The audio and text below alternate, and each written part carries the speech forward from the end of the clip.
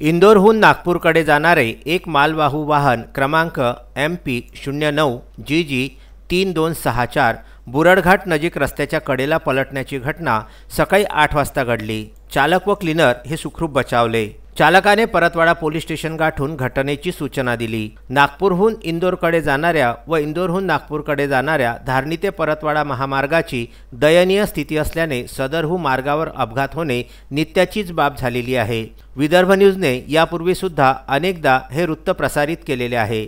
सार्वजनिक बांधकाम विभागाच्या अतिदुर्लक्षितपणामुळे वाहन चालकांना अनेक अपघातास तोंड द्यावे लागत आहेत। इंदोरकरांना नागपूरकरिता सोयीचा मार्ग असल्याने बरेच वाहन चालक धारणीहून जाणाऱ्या मार्गास पसंती देत असल्याने वाहतुकीची वर्दळ या रस्त्यावरती जास्त असते।